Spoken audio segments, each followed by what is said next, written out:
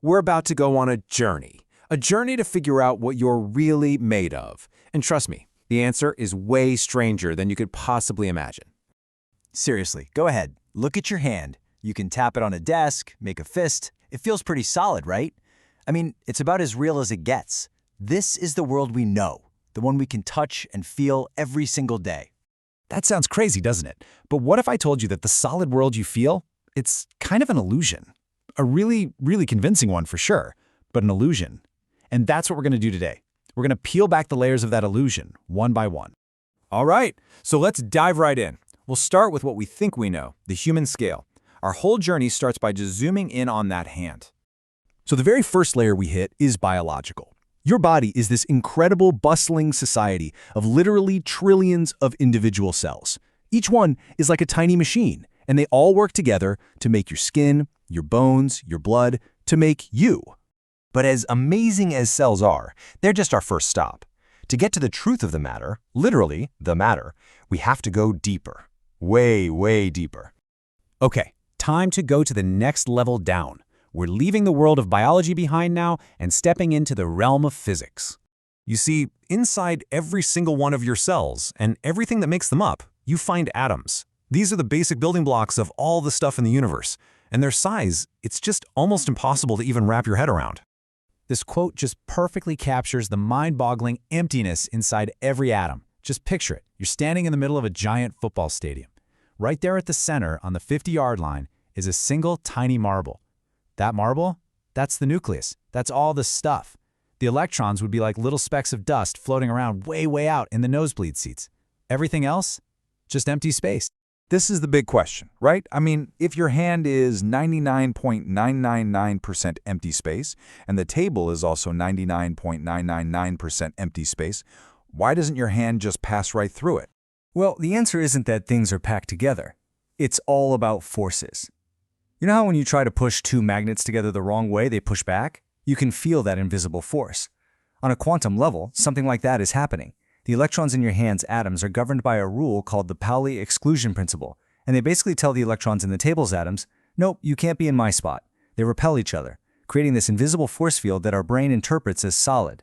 So what you're feeling isn't substance, it's force. So, we've figured out that we're mostly empty space held together by invisible forces. But what about those tiny bits of stuff that are actually there, like that marble in the stadium? What are they made of? Let's zoom in again. So the atom itself is made of even smaller pieces. You've got the electrons zipping around a nucleus, and that nucleus has protons and neutrons. But we can go deeper. Protons and neutrons are made of even tinier things called quarks. And right now, as far as we know, electrons and quarks are fundamental. You can't chop them up into anything smaller. They seem to be the end of the line. And it's right here, at this truly fundamental level, that our everyday ideas about reality just completely fall apart. The whole concept of a particle being a tiny, solid ball, it just doesn't work anymore. The rules of the game have totally changed. This is where it gets really wild. According to our best current science, the most fundamental thing in the universe isn't a particle at all. It's a field. Think of it like this. There's an electron field that stretches across the entire cosmos, and a quark field, and so on. What we call a particle is just a tiny little vibration, a little blip of energy in that field. This is the perfect way to picture it. If you toss a stone into a lake, it makes a ripple. That ripple moves, it has energy, it looks like a thing. But the ripple isn't the fundamental thing, is it? The lake is. The ripple is just a temporary behavior of the water. Well, in the same way, particles are just temporary behaviors of these huge, invisible quantum fields. This mind-bending idea that reality is actually built from invisible, vibrating fields has led some scientists to an even more profound and honestly beautiful idea about what everything is at its core. This is the basic idea behind string theory. It suggests that if you could somehow zoom in on an electron or a quark, far beyond what we can see now, you wouldn't find a little point. You'd find a tiny, one-dimensional loop of vibrating energy, a string. And this is the really elegant part. Just think about a guitar string. By vibrating it in different ways, you can produce a whole bunch of different musical notes. Well, the idea here is that these tiny cosmic strings could create every particle we see in the universe. An electron might be a string vibrating one way, a quark is the exact same kind of string just vibrating a different way, a photon a third way, and so on. The hope, the grand ambition here, is to write a single, unified theory that explains all the forces and all the matter in the universe, from the tiny quantum world all the way up to the gravity that holds galaxies together. It's this beautiful picture of the universe as a grand cosmic symphony. But we have to remember, this is still on the edge of science. It's an amazing idea, but it's not proven. Yet. So what this whole journey shows us is that the deeper we look, the stranger reality gets.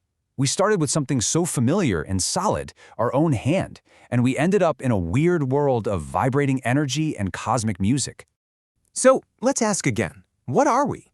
Are we these solid, real things we experience every day?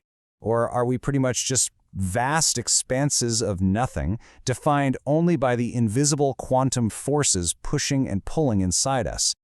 Or maybe we're something even less concrete, just temporary ripples, patterns of energy dancing on the surface of these invisible fields that fill all of space.